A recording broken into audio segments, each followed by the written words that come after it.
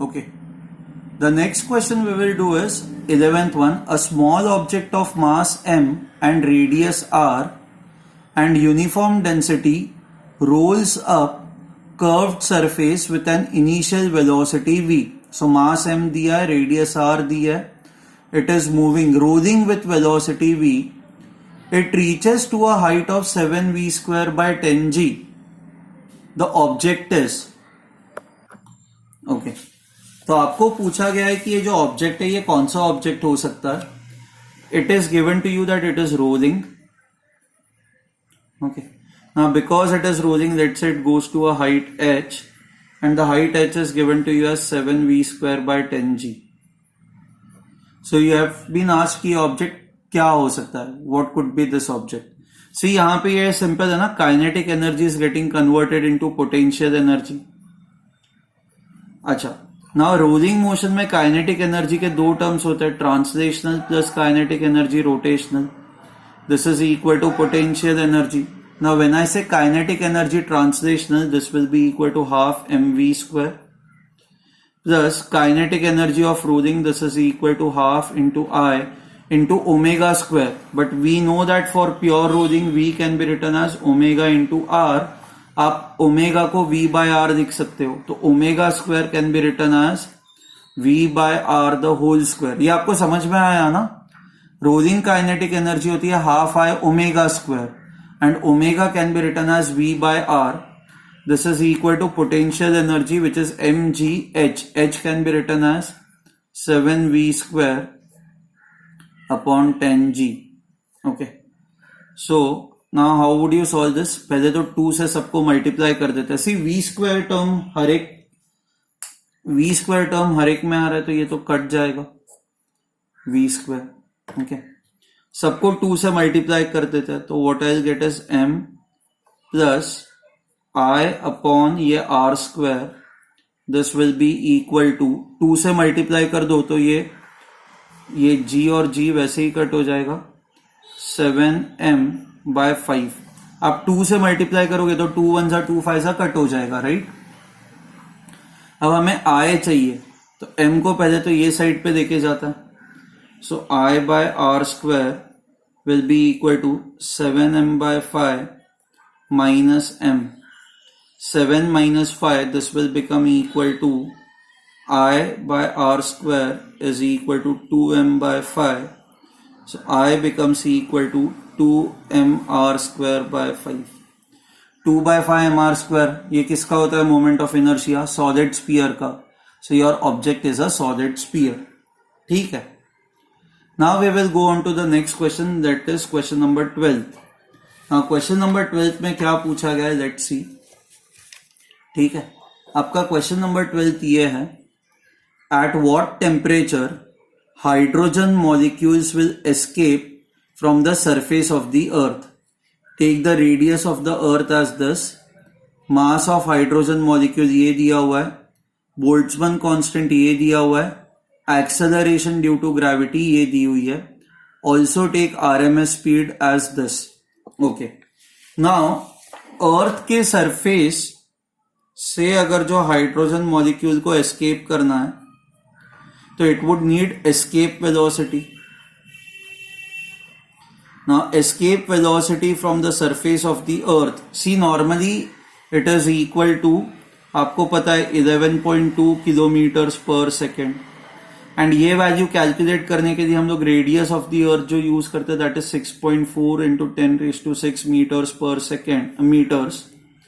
And gravity जो हम लोग यूज करते हैं दैट इज 9.8 मीटर्स पर सेकेंड स्क्वायर. एंड यही वैल्यूज आपके क्वेश्चन में भी दी गई है. Acceleration 9.8, radius of the earth 6.4 into 10⁻⁶. ये वैल्यूज अलग होती तो देन आपको पहले तो ये अलग से कैलकुलेट करना पड़ता एस्केप वेलोसिटी. ओके, बट यहाँ पे thankfully the values are same, तो you can use escape velocity as this. Okay, now URMS is given to you as 3 kT by m. Okay. Now ये जो वेलोसिटी है hydrogen atom की, this is root mean square velocity of hydrogen atom. It should be equal to this number ताकि ये escape कर जाए, ये V escape. So therefore this becomes V escape is equal to square root of 3 kT by m. आपको temperature find out करना है, तो let square both sides and T को एक साइड पे देके आता है, तो ये क्या हो जाएगा m V E square by 3k. This will become equal to T. अब mass is given to you, mass, अब let's put the values. Mass is given to you as 0.34 into 10 raised to minus 26 kgs. तो ये हो जाएगा 3.4 into 10 raised to minus 27 kgs. Escape velocity is 11.2 kilometers per second. तो आपको ये meters per second में चाहिए. तो this is 11.2 into 10 raised to 3 meters per second हो जाएगा. Square रहता है, square this divided by 3 into k. Boltzmann constant is given to you as 1.38 into 10 raised to minus 23. Okay. Now once you have these numbers, अब आपको exact answer नहीं चाहिए, आपको बस 10 की पावर जो है वो करेक्ट आनी चाहिए. So let's do this. So temperature is equal to 3.4 into, आप अगर जो देखोगे तो आपके ऑप्शंस ऐसा है 10 raised to 2, 10 raised to 3, 10 raised to 4, 10 raised to 5. तो आपको एग्जैक्ट आंसर नहीं चाहिए. तो ऐसे क्वेश्चंस में कैलकुलेशन ही डिफिकल्ट पार्ट होता है. ये आप कैलकुलेशन कैसे करोगे वो देखो. 3.4 into 10 raised to minus 27, 11.2 square, 11 square होता है 121, तो 11.2 स्क्वायर ये रफली 125 के आसपास आएगा. ओके. 10 raised to 3 का स्क्वायर हो जाएगा 10 raised to 6. This will become 3 into 1.38 into 10 raised to minus 23.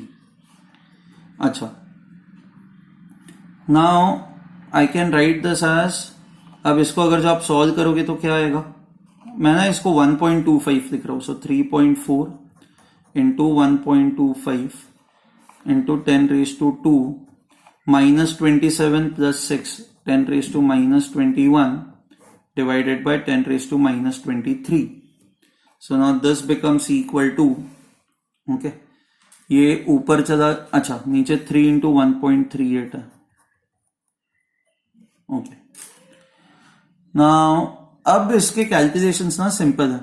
ये 23 ऊपर चला जाएगा, ये 10 raised to 2 हो जाएगा. 10 raised to 2 into 10 raised to 2 that will become 10 raised to 4 into, अब ये देखो 3.4 into 1.2, तो ये 3.6 3.7 के आसपास ये नंबर आएगा, राइट. या आप 3.7 3.8, लेट मी राइट इट. हमें ना अप्रोक्सीमेट रफ नंबर ही चाहिए, 3.7 के आसपास आएगा.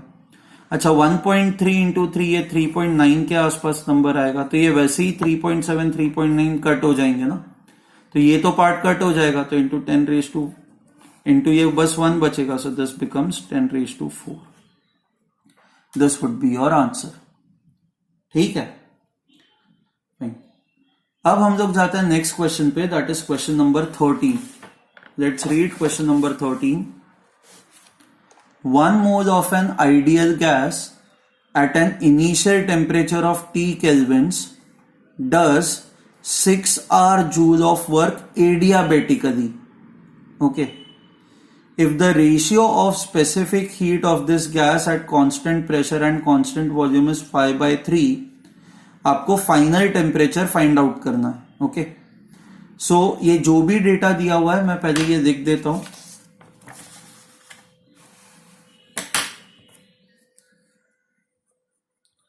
You have 1 mole, number of moles is 1, okay, of an ideal gas at initial temperature. T initial is T kelvins, okay. Does 6 joules of work. Work done is equal to 6 adiabatically.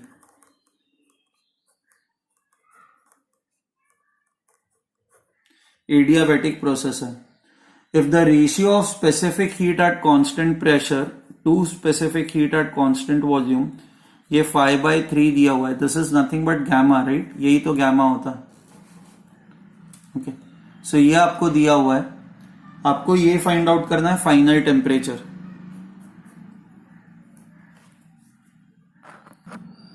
अच्छा, सो हमें ये पता है adiabatic process में आपका जो work done होता है, work done is given by, okay, it is given by P1 V1 minus, so P initial V initial minus P final V final upon gamma minus 1, that is NR T initial minus NR T final upon gamma minus 1, ये work done होता है.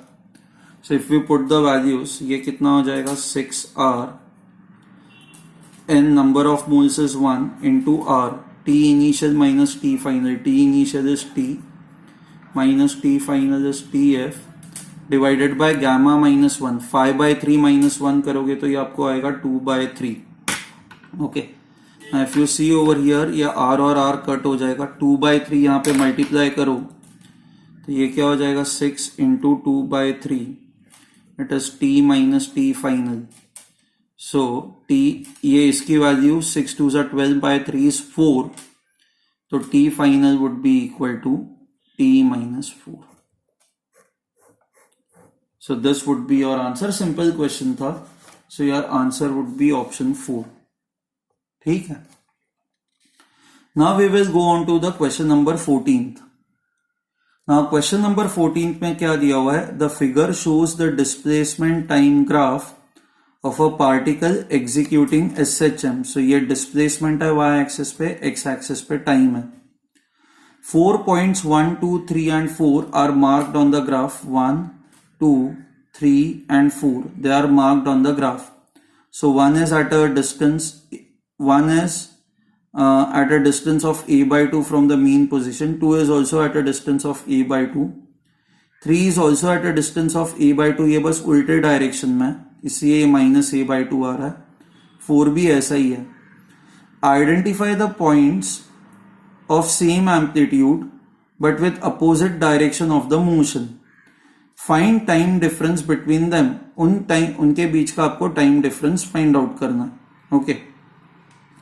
Identify the points of the same displacement with opposite direction of the motion. कि displacement same हो but direction of the motion should be opposite. Okay.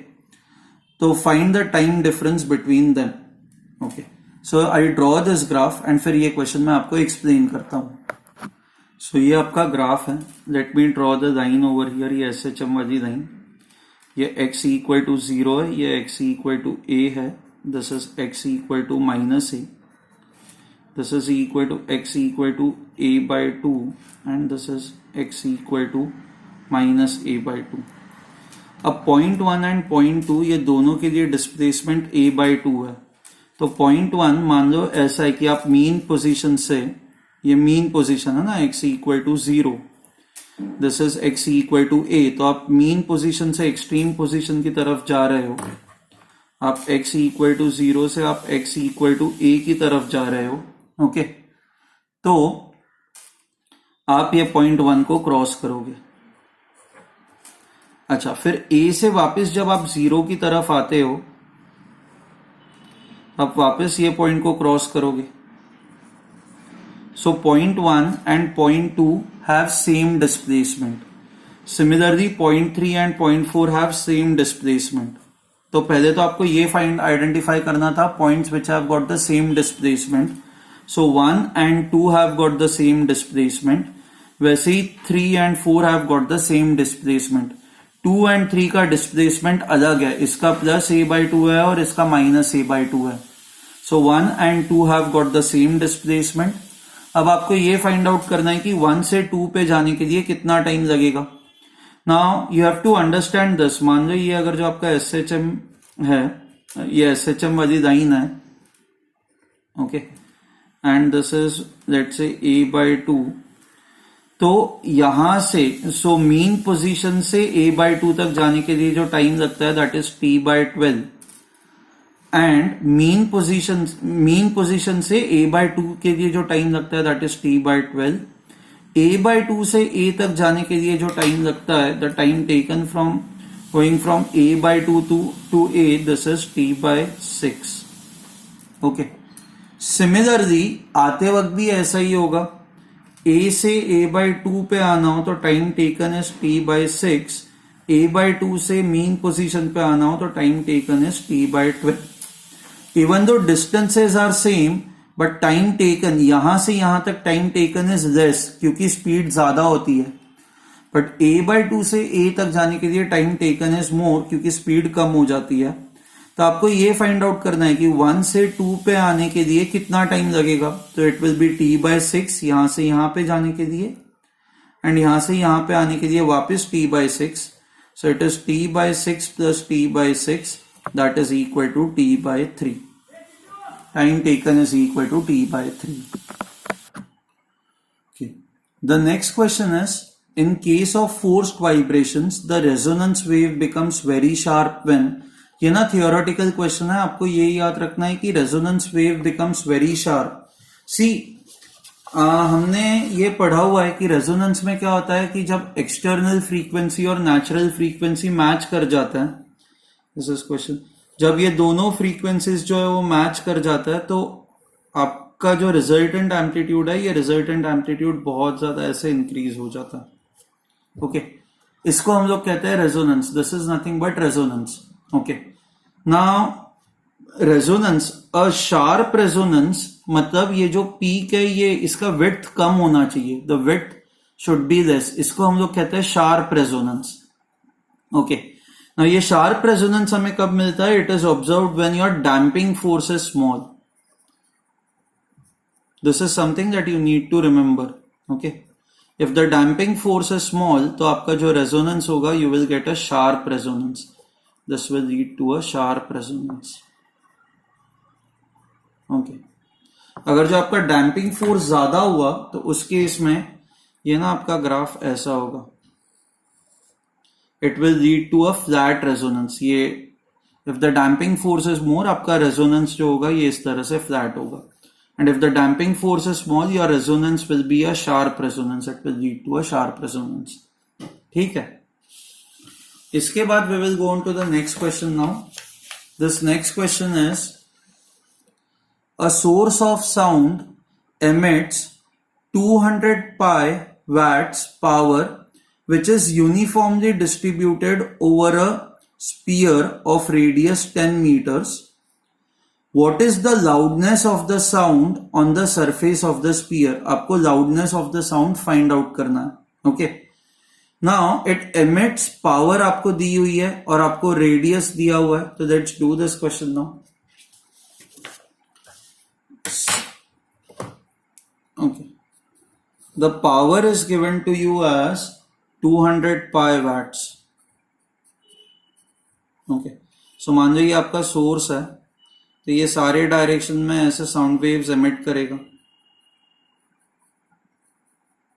ठीक है, now at a distance of 10 meters, यहां पे intensity sound की कितनी होगी? Intensity of the sound, intensity of the sound is simply equal to power upon area. Okay, power is 200 pi, ये sphere का जो एरिया होगा that will be 4 pi r square. आपकी रेडियस 10 है तो 10 स्क्वायर हो जाएगा 100, तो this will be equal to 2 pi by 4 pi that is 1/2। This will be the intensity of the sound. अब आपको लाउडनेस चाहिए। लाउडनेस जो है वो डेसिबल्स के टर्म्स में मेजर की जाती है। सो ये डेसिबल्स का फॉर्मूला आपको पता है, it is 10 into log to the base 10 intensity upon I naught, and यहाँ पे ये जो आई नॉट होती है, आई नॉट की वैल्यू होती है 10⁻⁻12 वैट पर मीटर स्क्वायर। अब हमें इंटेंसिटी पता है ना 1/2, हाफ वैट पर मीटर स्क्वायर। ये वैल्यू यहाँ पे पुट करें, सो this is 10 log 10, I is equal to 1/2 and this is 10⁻⁻12. Okay, so now this becomes 10 into log 10⁻12 ऊपर चला जाएगा divided by 2। This is log of a by b। So ये जो आपका डेसिबल है बीटा, जिसको हम लोग नॉर्मली बीटा ये वेरिएबल यूज करते हैं, this becomes equal to 10 log a by b is log a minus log b, so log of 10 raised to 12 minus log 2. So this becomes 10. 12 बाहर आ जाएगा, log 10 is 1 minus log 2 की value आपको पता ही है, this is 0.3, close to 0.3. So this becomes 10. So 12 minus 0.3, this is 11.7. Okay. Okay. So यहाँ पे आपका answer जो आएगा दैट इज 117 डेसिबल्स. किसी भी ऑप्शन से मैच नहीं कर रहा है तो आपकी जो ऑप्शंस दिए हुए हैं वो रॉन्ग है. So your answer would be 117 decibels. ठीक है. अच्छा, इसके बाद अब हम लोग नेक्स्ट क्वेश्चन पे जाते हैं, that is question number 17. Question number 17 पे if you see the question is given to you as a stretched wire of length 110 centimeters is divided into 3 segments whose frequencies are 1:2:3. So their lengths must be how much? Okay. So मान लो ये आपकी stretched wire है. Okay.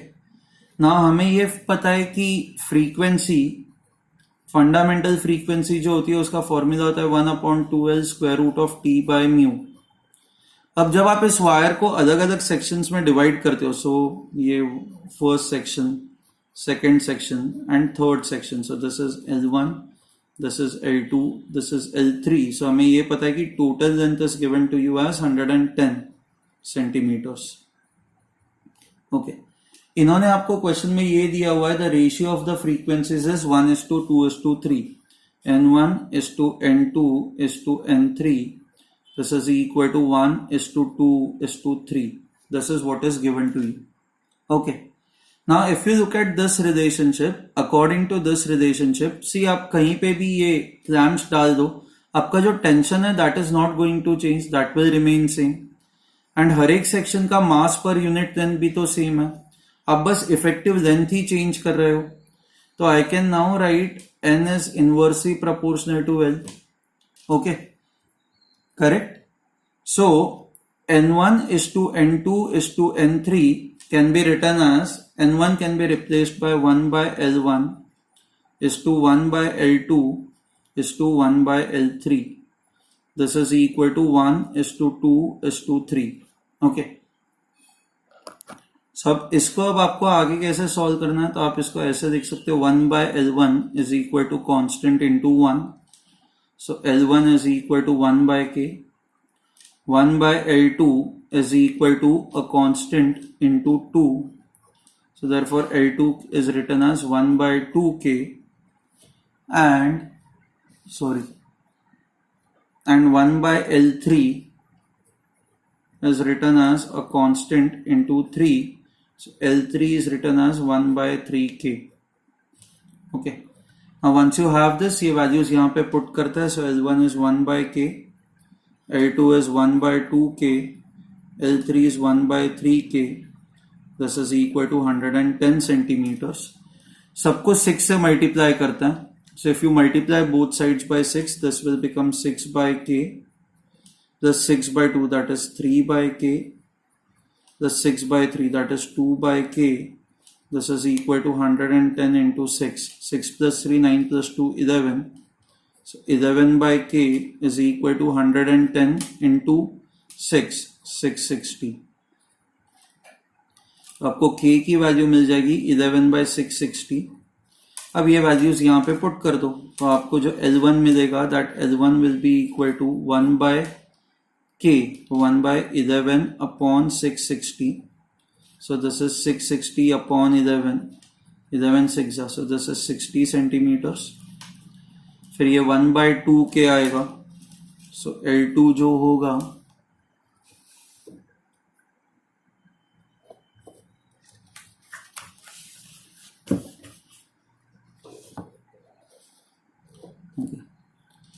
L2 would be equal to 1 by 2K.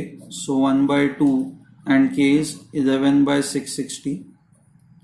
So this is 60 by 2, that is 30 centimeters. 60 plus 30, 90, total 110 है. तो therefore L3 will be equal to, so L3 ये आपको आ जाएगा 20 centimeters. ठीक है, ओके। अच्छा, आप ना इस क्वेश्चन को ऐसे भी कर सकते थे, ओके, कि जैसे for example n1:n2:n3 is 1:2:3, so therefore मैं और एक तरीका बता रहा हूं, L1:L2:L3, n और l इनवर्सली प्रोपोर्शनल है ना एक दूसरे को, तो L1:L2:L3 आप इसको ऐसे भी कर सकते थे, 1/1:1/2:1/3, ठीक है। आपने बस इनका रेसिप्रोकल दे दिया आपने इनके, क्योंकि n is inversely proportional to l, so L1:L2:L3 आप इसको ऐसे लिखो, सो देयरफॉर L1:L2:L3 सबको 6 से मल्टीप्लाई कर दो, क्योंकि कॉमन एलसीएम 6 है, तो ये आ जाएगा 6:3:2, okay. Now so therefore L1 can be written as 6 times k, L2 can be written as 3 times k, L3 can be written as 2 times k। अब इसमें वैल्यूज पुट कर दो, 6k plus 3k plus 2k, so if I put the values over here, 6k plus 3k plus 2k, this is equal to 110, so 11k is 110, so k is equal to 10। आपको k की value 10 आ गई, so k की value 10 put कर दो, so L1 is 60, L2 is 30, L3 is 20। I guess this method is faster. I hope you have understood both methods, okay? We will go on to the next question now, that is question number 18. A thread is tied slightly loose to a wire frame as shown in the figure. So यहाँ पे एक thread है and the frame is dipped in the soap solution and taken out. अब जैसे इसको soap solution में dip करोगे, ये साइड पे एंड ये साइड पे, A and B दोनों साइड पे soap film बन जाएगी। The frame is completely covered with the film. When the portion A is punctured with the pin, आप अगर जो A को पंक्चर करोगे तो A के साइड पे अब कोई भी सोप फिल्म नहीं है ना, कोई भी सरफेस नहीं होगा, जो भी आपका होगा ये B की तरफ ही सरफेस होगा। तो then the thread becomes, thread पे क्या फर्क पड़ता है वो हमें देखना है, okay. So let's say you have this, okay. ना यहां पे ये आपकी थ्रेड है, हाँ इस साइड पे आपने फिल्म पंक्चर कर दी है, तो जो भी सोप फिल्म है वो इसी साइड पे होगी ना, you have this as a soap film. Now आप ये फिल्म क्या करेगी, हमेशा अपना सरफेस जो है, कोई भी लिक्विड सरफेस अपना सरफेस एरिया कम करने की कोशिश करता है, अपना सरफेस कम करने की ये कोशिश करता है। सो सरफेस कम करने की कोशिश करता है, तो what will happen is this thread, कौन से साइड पे, this thread will try to become this way. So if this is your side A, this is your side B, so it will become concave towards A। ये concave side होती है, so it becomes concave towards A, ठीक है। And the reason is simple, soap film tries to reduce its surface area, tries to reduce its surface area, and because it tries to reduce its surface area, ये thread को ये side पे खींचेगी ताकि ये surface area कम हो जाए, तो ये साइड कॉन्केव हो जाएगा। So concave side would be A, so your answer would be becomes concave towards A, okay। अब क्वेश्चन नंबर 19 पे जाता है। A partition wall has 2 layers A and B in contact, each made of different material. They have same thickness, but the thermal conductivity of layer A is twice that of B. If the steady state temperature difference across the wall is 60 kelvins, then the corresponding difference across the layer A is how much? That is what is asked, okay। So let me draw the diagram first.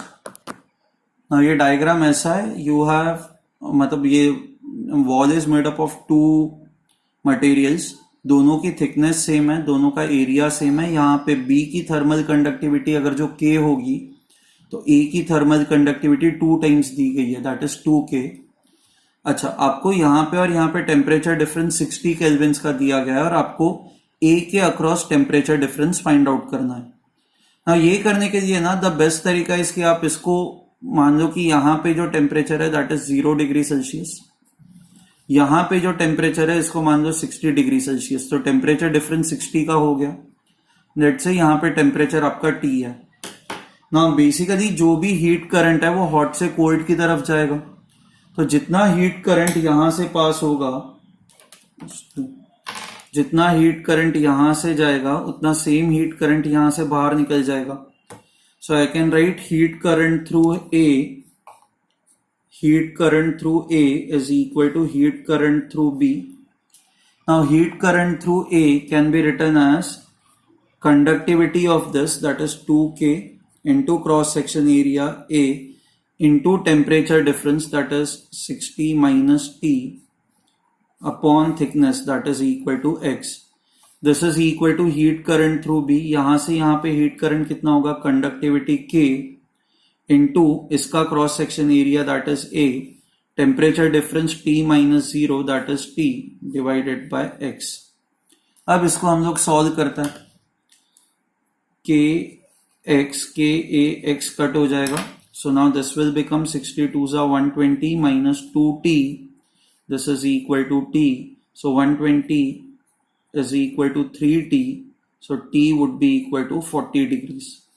अब temperature ये 40 आया तो A के across temperature difference कितना होगा, ये आपका A है, तो A के across temperature difference will be 60 minus 40 that is 20 degree Celsius. So temperature difference across A will be equal to 20 degree Celsius. ये सब कंडक्शन पे बेस्ड था। कंडक्शन में आपको पता ही है हीट करंट जो होता है IH इसको लिखा जाता है, this is equal to Q by T, heat conducted per unit time, this is equal to K into A into temperature difference divided by thickness. Okay, आप L लिखते हो या फिर आप X लिखते हो, ठीक है। कई बार आप इसको ऐसे भी लिख सकते हो, IH is equal to delta T, इस टर्म्स को नीचे देके जाओ, सो L बाय के ए हो जाता है। So this is of the form delta T by RH। ये जो टर्म होता है this is RH which is called as thermal resistance.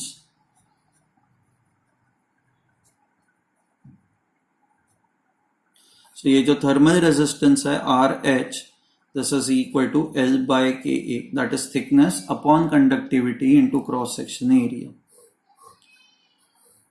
ठीक है। Fine, we will stop over here now. In the next lecture हम लोग ये sums आगे और कंटिन्यू करेंगे।